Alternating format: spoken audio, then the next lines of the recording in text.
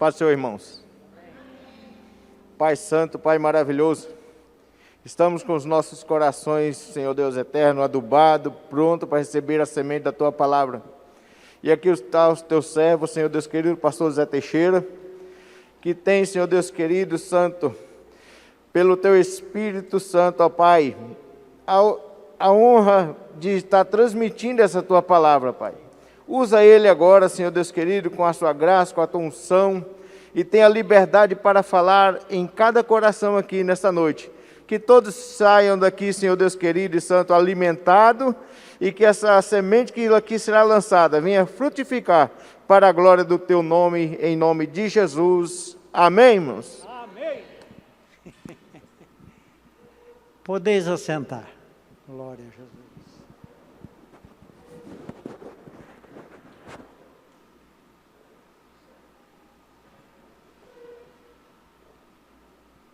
A paz do Senhor. Dou graças a Deus por poder estar aqui nesta casa de oração mais uma vez e podermos juntos meditar numa porção da palavra de Deus. Eu quero nesta noite comentar alguma coisa que está escrito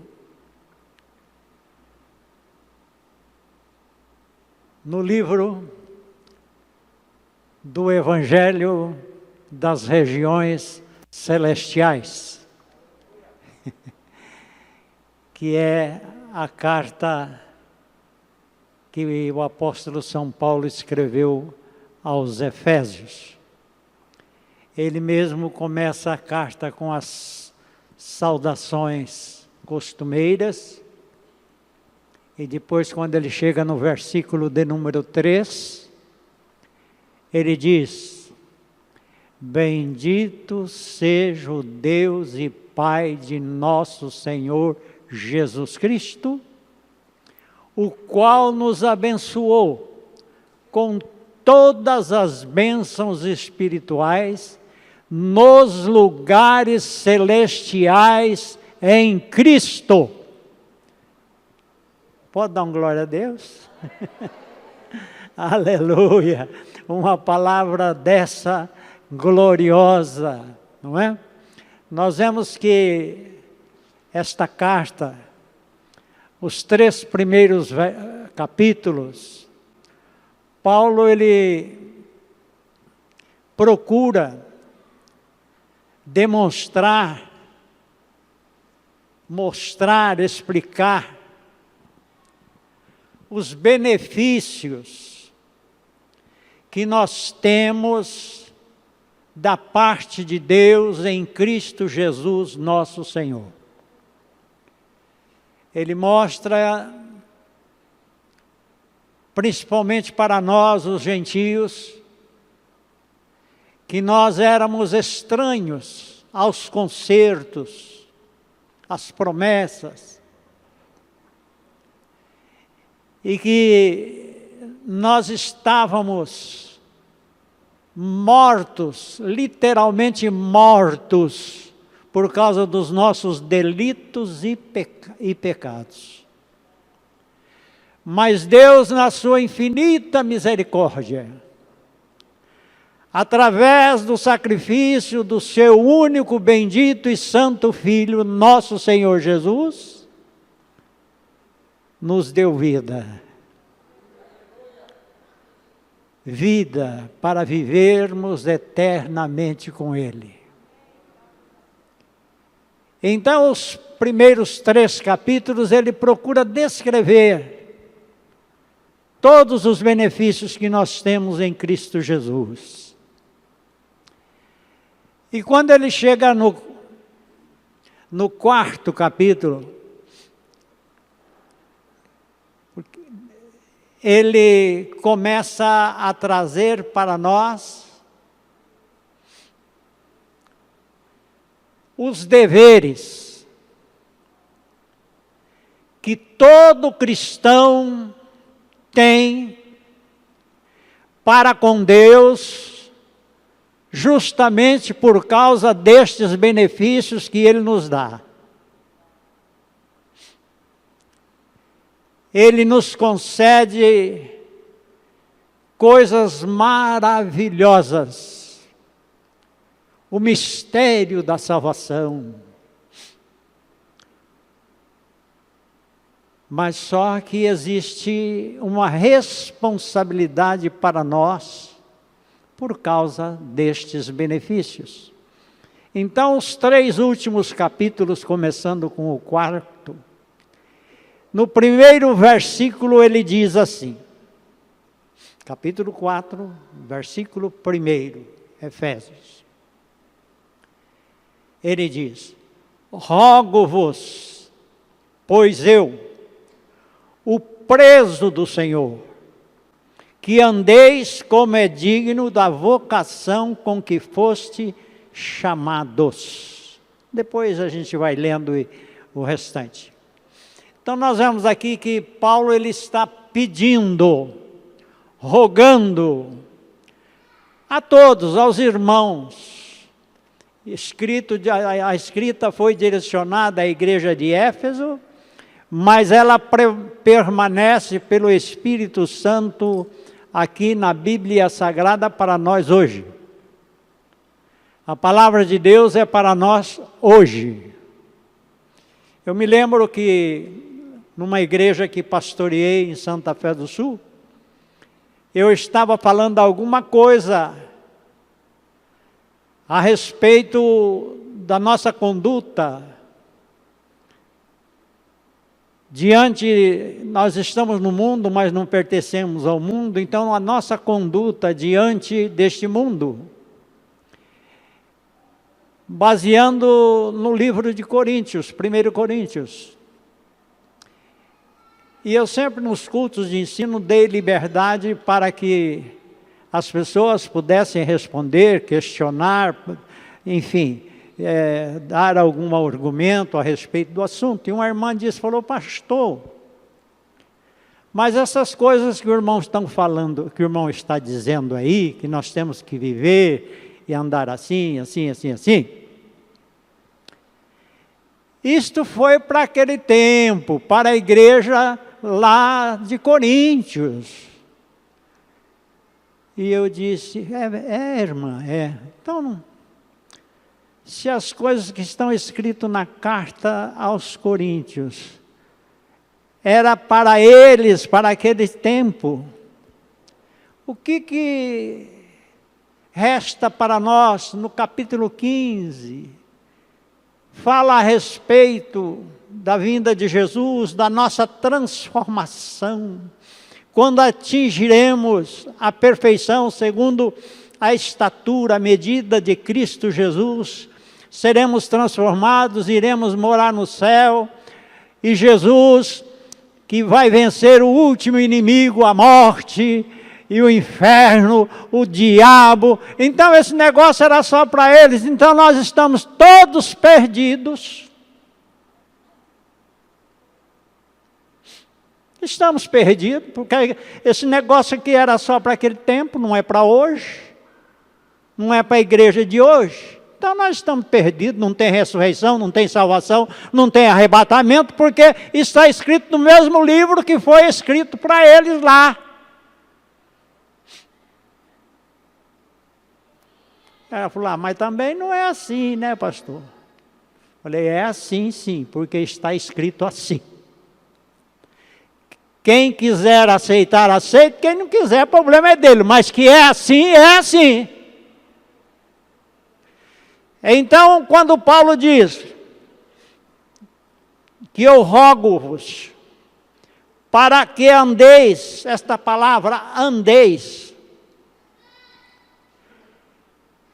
fala do nosso comportamento, da nossa vida aqui na terra.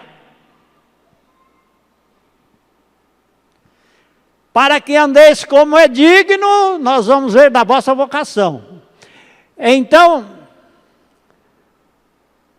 o andar que Paulo quer dizer, está falando da nossa maneira de ser, da nossa maneira de nos comportar, da nossa maneira de cultuar a Deus, da nossa maneira de louvar a Deus.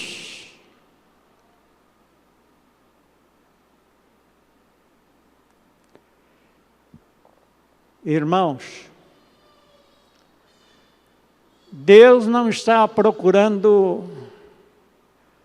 grandes astros com voz para ser admirada pelos seres humanos. Deus está procurando vozes que expressam da profundeza da alma uma sincera adoração, um sincero louvor. Deus não está procurando pregadores que sejam eloquentes, conhecedores de tantas coisas, mas Ele está procurando e levantando, quando acha, pregadores que falam a sua palavra como ela é, que possa explicar para os crentes na igreja o significado da salvação e qual é o procedimento que devemos ter para com esta tão grande salvação. O escritor aos Hebreus, no capítulo 2, ele diz: como escaparemos nós, se não atentarmos com mais diligência, quer dizer, com mais cuidado, com mais zelo, para com esta tão grande salvação?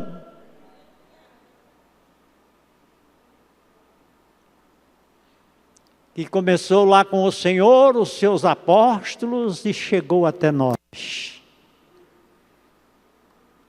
O zelo por esta salvação. Então, esse andeis quer dizer a respeito da minha maneira de ser diante de Deus. Não está falando só da honestidade, do ser trabalhador, do ser honesto. Não, isso é um dever de todo mundo. Tem muita gente aí no mundo que não é crente, que nem nunca ouviu falar de Jesus, e ele é honesto, é trabalhador, é uma pessoa decente. E nunca foi crente, nunca veio num culto, nunca assistiu um culto, nada. Mas é uma pessoa decente. Então isso é coisa para o ser humano. E quanto mais para nós, os crentes, além dessas coisas seculares, nós temos o dever de andar de acordo com a vontade de Deus. Então, nós vivemos assim, de umas décadas para cá,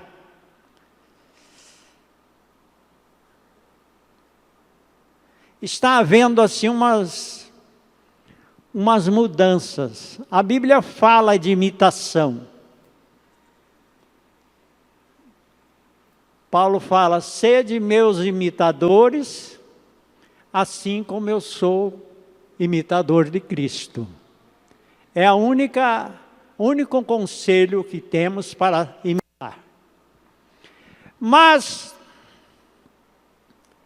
tem havido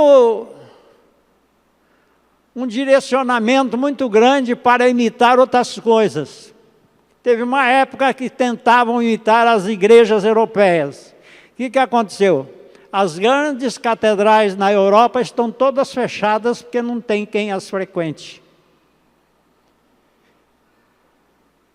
Tem outros querendo imitar os judeus. Embora os judeus é um povo de Deus, mas nós não podemos imitá-los. Nós temos que viver o Evangelho segundo Jesus Cristo, que é judeu também. Não tenho que imitar judeu nenhum. Tenho que procurar viver, alcançar alguma coisa que eu possa imitar o Senhor Jesus.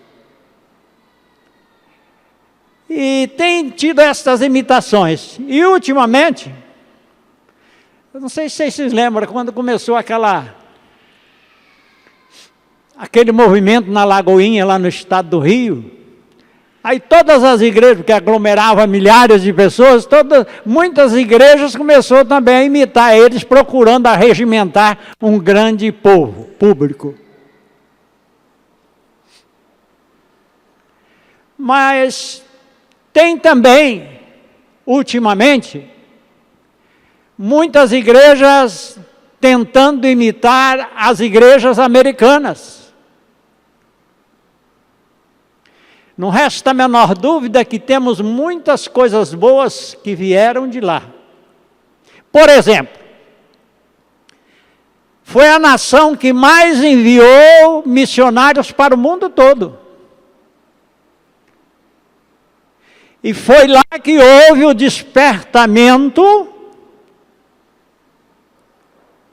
espiritual do pentecostalismo, que se espalhou pelo mundo todo. No ano de 1906, no estado da Califórnia, na cidade de Los Angeles, tinha lá uma ruazinha que se chamava Rua Azusa. Quem já leu isso? Pastor Braz, mais alguns? Rua Azusa. Ali era um local onde havia uns armazéns de depósito de cereais. E lá tinha um armazém que foi desativado.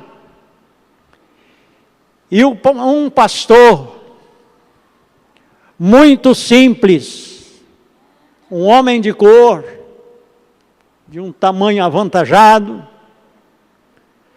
muito humilde, era o pastor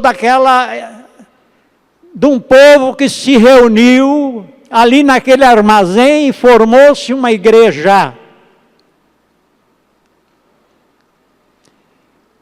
E esse pastor dedicado, ensinando o povo a buscar a Deus, ensinando o povo a orar a Deus.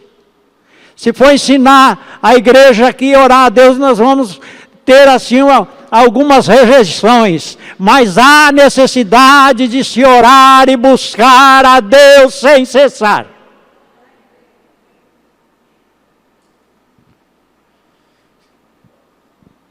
Ah, mas a igreja não gosta. Se não gosta, problema de quem não gosta, mas aqueles que gostam vai buscar a Deus. E Deus vai visitar aqueles que gostam.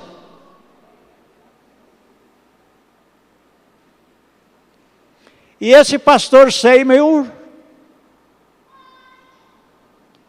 dedicado, não tinha eloquência nenhuma, mas ele lia uns versículos da palavra de Deus, ia e tomava um lugar no assento lá, do seu lugar, colocava as mãos, o rosto entre as mãos, e ficava ali adorando a Deus, e o Espírito de Deus ia contagiando e enchendo a igreja do poder de Deus, sem necessidade de haver um clamor, porque o Espírito Santo é que movia tudo aquilo. Porque a igreja estava constantemente em comunhão com Deus pelo Espírito Santo. Quando foi um dia, assim como aconteceu lá em Jerusalém no dia de Pentecostes, aconteceu lá na Rua Azusa.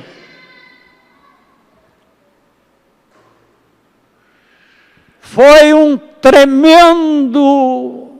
uma tremenda operação do Espírito Santo que batizou todas as pessoas ali com o Espírito Santo e começaram a falar em línguas, a profetizar. Deus começou a dar visões, dar poder tanto de profetizar como de interpretar as línguas e assim por diante, que chamou a atenção da cidade e de cidades vizinhas e até de outros estados, que vinham para ver e buscar a Deus e voltavam para os seus lares cheios do Espírito Santo, e o Espírito Santo foi se alastrando por todas as partes, porque surgiu ali na rua Azusa, lá na igreja onde pastoreava o pastor Seymour.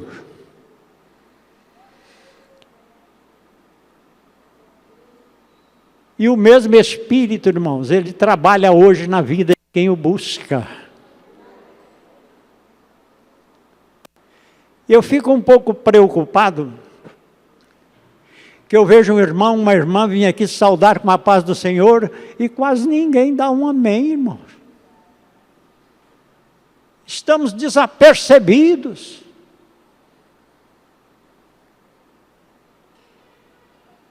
Nós viemos aqui, irmãos, não foi para marcar o ponto. Viemos aqui prestar um culto de adoração a Deus. Então o tempo que aqui estivermos, ele é dedicado exclusivamente a Ele, que pertence toda a honra e toda a glória.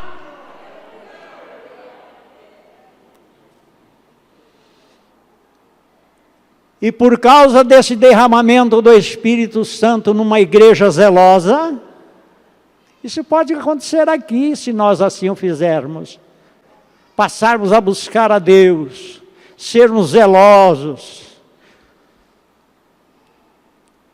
termos um bom comportamento. Deus pode fazer uma obra na nossa vida aqui. E muita gente pode ser abençoada vindo até aqui. Mas se nós continuarmos sem dar o devido valor a esta grande salvação que nos é dada, nós iremos de mal a pior. Eu não estou criticando, eu estou alertando. Alertando.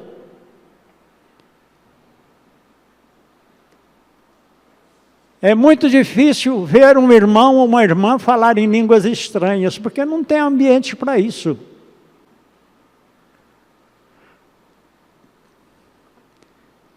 Cadê aquele que tem o dom, ou aquela que tem o dom de profetizar? Cadê? Por que não profetiza mais? E se começar a levantar profetas aqui dentro, tem muita gente que vai sair fugindo ou vai se consertar, um dos dois. Ou vai correr ou vai se consertar, um dos dois. Mas a igreja será habitada por Deus, Ele se fará presente na vida de cada um. Pode ter certeza disso. Escute o alerta que eu estou dando. Como eu disse, não estou criticando, estou alertando para o nosso bem. Para podermos ter uma igreja viva,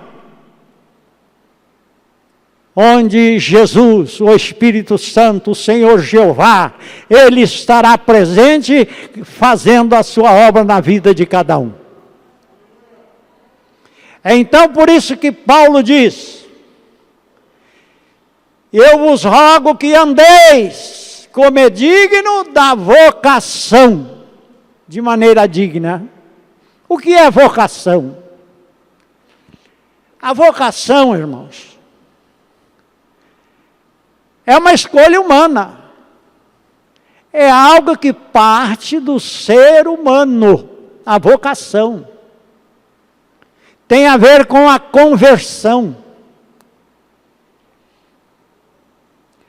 Andar de maneira digna conforme a vocação, quer dizer, conforme a conversão.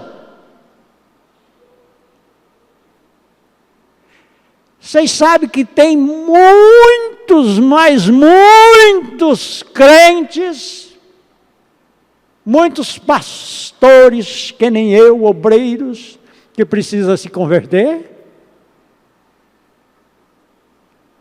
Não estou criticando, estou alertando e mostrando a realidade dos nossos dias hoje. E não é de pouco, não é de agora não, já vem há uma certa data. Uma certa ocasião, numa escola bíblica, eu já falei isso aqui para os irmãos, que eu frequentei durante 8 dias ali no Anhembi, São Paulo, uns irmãos que vieram dos Estados Unidos.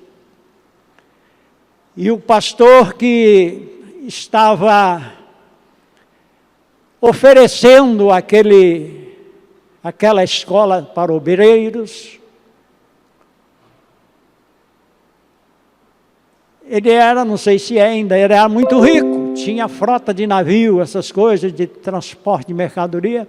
Então a nossa escola aqui no Anhembi foi retransmitida para a Flórida e de lá retransmitida para a China, lá para a terra lá, viu, pastor Daniel? Foi para lá.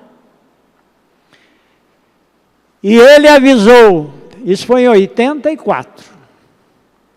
Eu fazia parte de uma equipe de Joá Caetano. Então, ele disse: irmãos, senhores obreiros, que era a escola para obreiros, 90% ou mais das pessoas ali eram tudo pastores. Vocês estão vivendo um período de despertamento do Espírito Santo na vida das igrejas, nas vossas vidas. Vocês tratem de batalhar e zelar por isso. Não dê pausa para a igreja a respeito do ensino da palavra de Deus, para que todos tenham conhecimento daquilo que é a salvação e o qual é o dever do salvo para com Deus. E ensine a igreja a buscar a Deus em oração, quem puder jejuar em jejum, porque se vocês não estiver atento, vai acontecer como aconteceu no meu país, lá nos Estados Unidos. Existem eventos muito bonitos, grandes apresentações, grandes teatros, apresentam coisas que o povo fica com a boca aberta de ver, espantado com tanta beleza, tanta criatividade. Mas não tem uma gota do Espírito Santo lá no meio daqueles eventos. Você pega uma toalha seca, torce ela, não sai nada. Assim são os eventos. Mas quando há a operação do Espírito Santo, a toalha estará encharcada do azeite, e quando você torcer, vai escorrer com abundância. Então tomem cuidado, sede zelosos, porque isso pode passar, e eu creio que vai passar. E nós estamos vivendo o pico do fracasso no que diz respeito às coisas espirituais. Está faltando temor, faltando reverência em muitos lugares. Quando nós adentramos num local como este, uma casa de oração, aqui é lugar onde Deus se faz presente, irmãos. Aqui não há lugar para brincadeira, para ficar correndo para lá, para cá. Eu me lembro da escola de obreiro, pastor Maceió, não sei se pastor Jorge se lembra dele, era da região ali de São Bernardo do Campo. Ele era um senhor de cor que chegava a brilhar. Ele andava num linho que a coisa ficava tremendo. Naquele tempo, aquelas pastinhas 007 estava na moda, né? Ele tinha uma de couro. Então, durante a ministração do ensino que um dos pastores estava dando, ele saiu, foi lá fora, não sei o que ele foi fazer. Depois ele entrou e foi sentar lá onde ele estava. O pastor dirigente lá do púlpito disse, e esse Maceió era pastor presidente de um grande campo, não era um membro simples, era um pastor presidente de um grande campo. Quem estava na direção disse, pastor, volte e vai sentar lá na última fileira. Quem saiu do culto, quem saiu durante o ensino, não pode voltar a sentar aqui na frente, porque vai tirar a atenção dos outros que estão aqui prestando atenção. Volte e vai sentar lá. Ele pegou a pastinha dele e foi sentar lá atrás. Se fazer isso hoje com alguém, ele chama a gente até na polícia, vai lá no Ministério Público.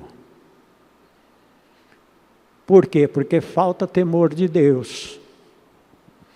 Então, diz aqui, nós sermos dignos, andarmos dignos da vocação. Vocação, como eu disse, fala da conversão.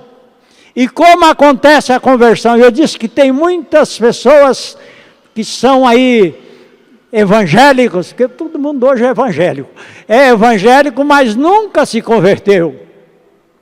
Porque a conversão acontece quando a palavra vem, entra no ouvido, vai para o entendimento, desce no coração e muda a pessoa completamente. Quando é no outro dia, você já vê ele completamente diferente, porque houve uma transformação que foi feita por Deus através da sua palavra. Eu me lembro, nós tínhamos uma irmã, ela ficou cega por causa do diabetes, já dorme no Senhor. Ela tinha um filho, ele era baterista dessas orquestras que toca baile, essas coisas por aí. E ele bebia muito. E ela falava, irmão Teixeira, ore pelo meu filho Luiz, ore por ele. Otaviano e Andréia conheceu ele. E a gente estava sempre orando. E quando foi um dia, ela chegou, irmão, pastor, o Luiz está em casa, ele vai vir no culto hoje à noite. Faz o apelo que ele vai aceitar Jesus. E quando eu vi o Luiz, eu fiquei assim até um pouco desanimado.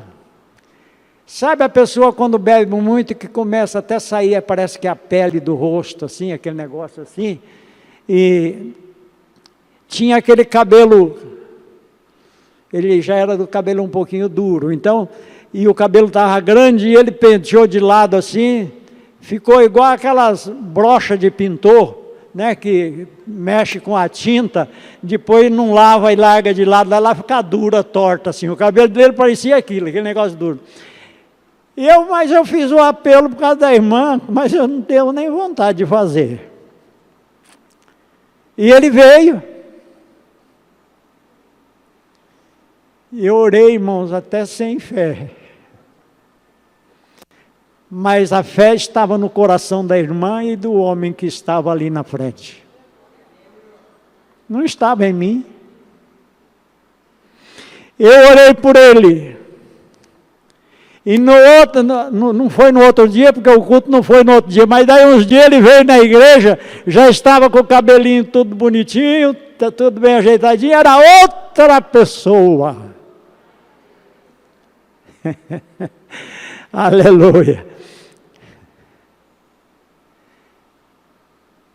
E ele sempre foi assim, teve uma fraqueza, de vez em quando ele gostava de tomar uma jurubeba, mas nunca saiu da casa de Deus. Morreu de câncer agora alguns anos atrás, mas eu tenho certeza que Jesus levou aquele moço para o céu. Então conversão é isto, há uma mudança na pessoa, não continua a mesma coisa. É a vocação. Então, ande de acordo com a conversão, vamos andar de acordo com a conversão. Nós nos convertemos a Deus, então quem é que devemos imitar? A Jesus Cristo, nosso Senhor e Salvador. Então, como eu disse, a vocação é a conversão, isso parte da pessoa. É você, é eu, somos nós que temos que decidir. Vamos ser crente ou não? Vamos ser crente para poder frequentar a igreja aqui durante muito tempo? Ou vamos ser crente para poder morar no céu junto com Jesus e todos os santos de todos os tempos? E não resta a menor dúvida estarmos na igreja também. E ele diz, então vamos andar com dignidade a respeito da vocação com que fostes chamados. Agora o chamado já não parte de mim nem de você, o chamado vem de Deus. E aqui Deus, este chamado não é para ser um obreiro, é para ser um cristão salvo em Cristo Jesus. É para todos nós. Lá no capítulo 15, versículo 16 de São João, Jesus fala alguma coisa para os seus discípulos. Se o irmão puder colocar aí, olha lá. Jesus fala assim: não me escolhestes vós a mim, mas eu vos escolhi a vós. Quer dizer, eu não chamei, quer dizer, eu chamei vocês, não foi vocês que vieram a mim, eu vos chamei a vós, vos escolhi a vós, e vos nomeei para que vocês vá e deis fruto, e o vosso fruto apodreça. Permaneça, porque tem muita gente que dá fruto, mas daqui a pouco está tudo podre. Então o fruto tem que permanecer, glória a Jesus. Para quê? Para que tudo, irmãos, se nós dermos fruto de acordo com a palavra de Deus, esse fruto vai permanecer. E aí, tudo quanto em nome de Jesus nós pedirmos ao Deus Pai, Ele vai nos conceder. Aí alguém diz assim, mas então eu vou pedir uma fazenda. Não, não é isso. Quem realmente está ligado com Deus, ele não pensa em pedir fazenda, ele não pensa em pedir essas coisas, ele pensa em pedir dons espirituais, ele pensa em pedir graça, ele pensa em pedir força, ele pensa em pedir comunhão com Deus, com o Pai, para que possa testemunhar desta tão grande salvação. Então, tudo quanto nós pedirmos, Ele nos concederá. E prosseguindo, verso 2 do capítulo 4, nós vemos aqui, meus amados irmãos, 4 graças que é concedida àquele que se converteu, que foi chamado e que vive com dignidade diante de Deus, segundo a sua palavra. Então, estas 4 graças. A primeira, humildade, para que possamos andar com humildade. Quem é o humilde? O humilde não é aquele que parece um bobo, aquela coisa. Não, irmãos. O humilde é aquele que olha para cima, que olha para Deus, que olha para as coisas dos céus, sabendo que é dependente de Deus em tudo quanto Ele é, quanto Ele faz, quanto Ele fala. Ele é dependente de Deus, Ele olha para cima. Esse é a pessoa humilde. Ele reconhece que ele mesmo não tem nada de si mesmo, mas ele olha para Deus e sabe que de lá vem tudo que ele necessita. Aleluia! Então, humildade é o contrário do orgulho. Tem pessoa que é orgulhosa.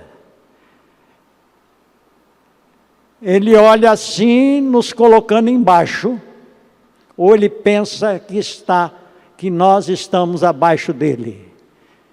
Mas quem está abaixo é ele, que é orgulhoso, porque o orgulhoso será abatido, mas o humilde será elevado. Glória seja dada ao nome de Jesus. Viver com humildade, sem ser orgulhoso, ostentador. A segunda, mansidão. Mansidão. Jesus mesmo ensinou, dizendo: aprendei de mim, que sou manso e humilde de aparência. Não é de aparência, não? Ai, de coração. Aprendei de mim, que sou manso e humilde de coração. Quer dizer, lá de dentro para fora.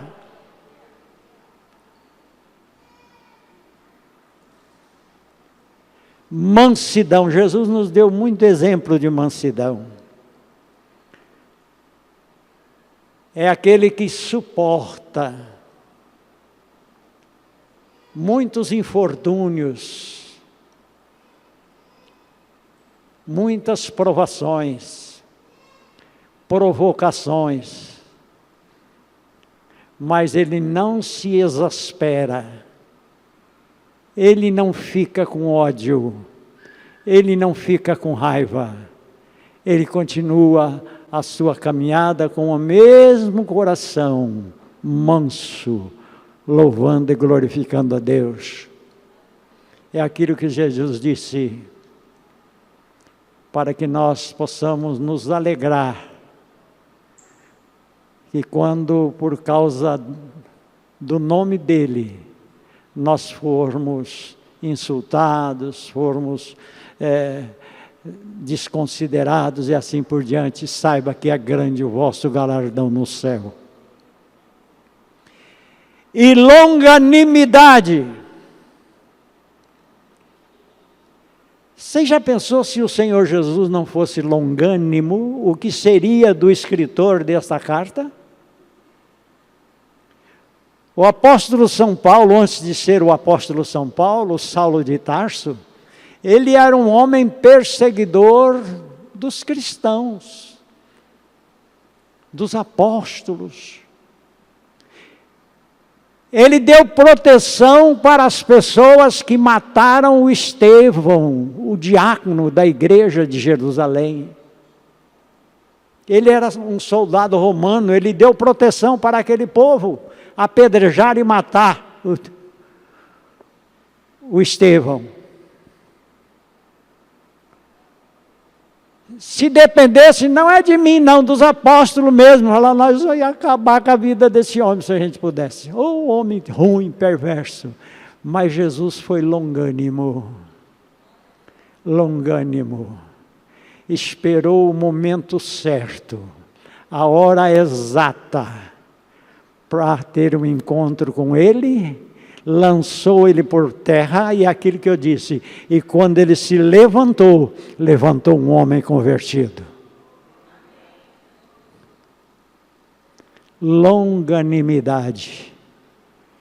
A pessoa longânima, ele suporta muito tipo de coisas contrárias a ele, mas ele não guarda rancor, ele continua vivendo e amando aquelas pessoas que assim fazem essas coisas com ele. E é o que Jesus fez com Saulo. Saulo, Saulo, por que tu me persegues?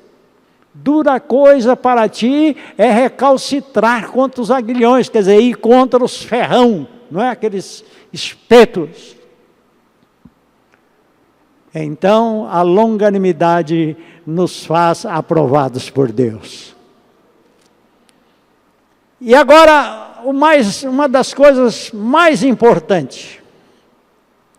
Suportando-vos uns aos outros em amor.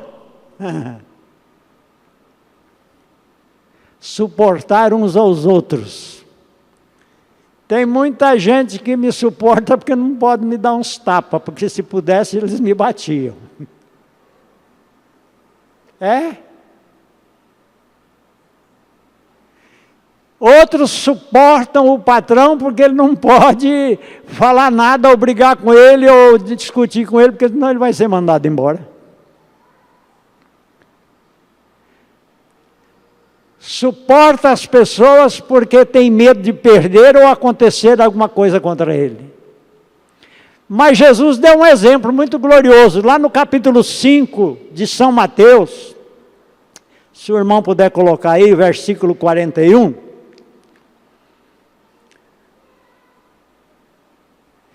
Veja lá, Jesus está falando, se alguém lhe tomar a túnica, dê também a capa, etc. e tal.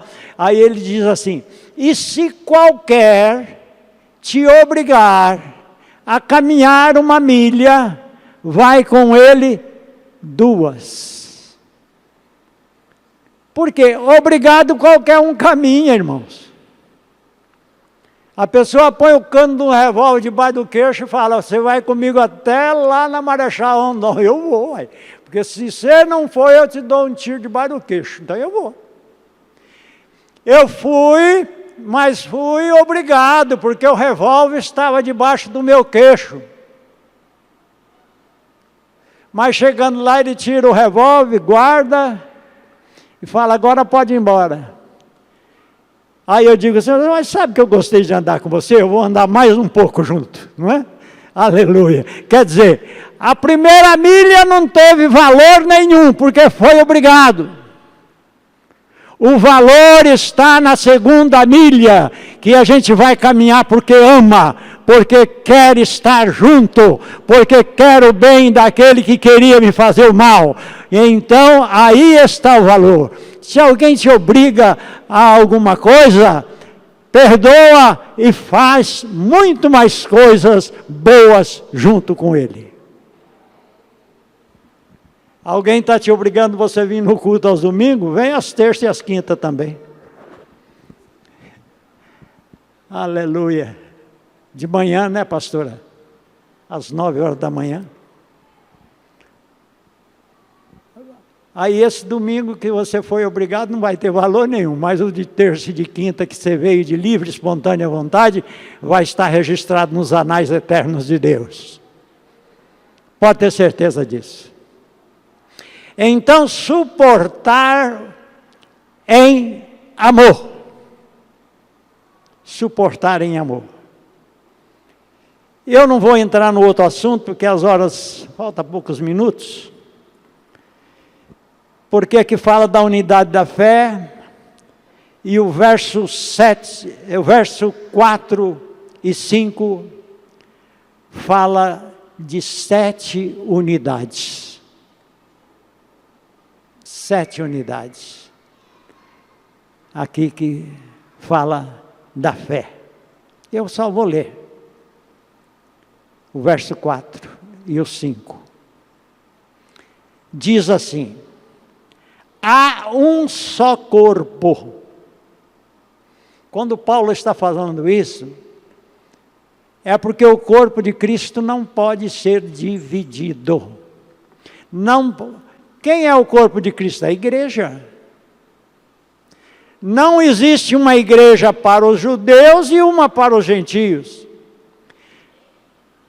Jesus, através da cruz no Calvário, ele matou a inimizade, derrubou a parede de separação, e dos dois povos ele fez um só, quer dizer, um só corpo, que é a igreja de Jesus é uma só, composta de todos os salvos em todos os lugares. Tem um pouco de salvo aqui, tem outro pouco de salvo ali, outro ali, lá e tal. Então, estes salvos é que são o corpo de Cristo. E este corpo de Cristo, diz aqui que há um só Espírito, assim como eu, você, cada um de nós temos um Espírito. Você tem um corpo, tem uma alma e tem um Espírito. O corpo de Cristo é composto de muitos membros, assim como o nosso corpo tem muitos membros. E este corpo de Cristo, chamado igreja, tem um Espírito, que é o Espírito Santo, é um. É aquele que sabe de todas as coisas e que penetra lá no entendimento de Deus e traz aquilo que a gente precisa. Assim como o teu Espírito, não o Espírito Santo, o teu Espírito sabe das coisas que passa pelo seu coração, pela sua mente. Só o teu Espírito, só você sabe o que ele deseja, o que ele pensa. Eu não sei, só você. E Deus, é lógico. Assim também existe um só Espírito na igreja. O Espírito Santo é aquele que sabe de todas as coisas do um só corpo de Cristo Jesus, nosso Senhor.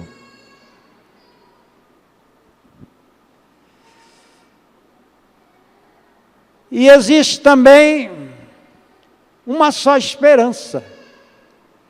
Qual é a tua esperança? Qual é a minha esperança? Qual é a nossa esperança?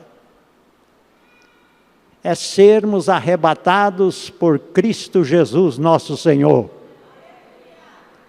Pode ter certeza, irmãos, vocês vão ver. Vai chegar um dia, queira estar, vocês estejam mortos ou vivos, o Espírito Santo vai, esse Espírito aí, o Espírito Santo, ele vai pegar a todos os salvos, no mundo todo, e nós seremos transformados num abrir e fechar de olhos. É rápido, ó, pronto, já foi. Então seremos levados e vamos nos encontrar com Jesus lá nos ares. O Espírito Santo, esse Espírito, que é um só Espírito, que está neste corpo chamado igreja, vai levar esta igreja para encontrar com Jesus lá nos ares, e diz a Bíblia que nós estaremos para sempre com o Senhor Jesus.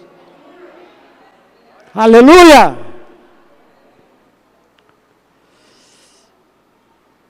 Assim, não vou comentar aqui porque não dá tempo, mas existe também um só Senhor. Então esse corpo tem uma cabeça. Esta cabeça é o Senhor Jesus, que comanda todas as coisas. Aleluia. Você comanda todos os seus negócios, os seus afazeres, as suas decisões, ó, tudo aqui, né? Jesus é a cabeça da igreja, por isso é que ele comanda tudo, ele sabe de tudo, ele tem tudo registrado. Ele é o Senhor. E existe uma só fé.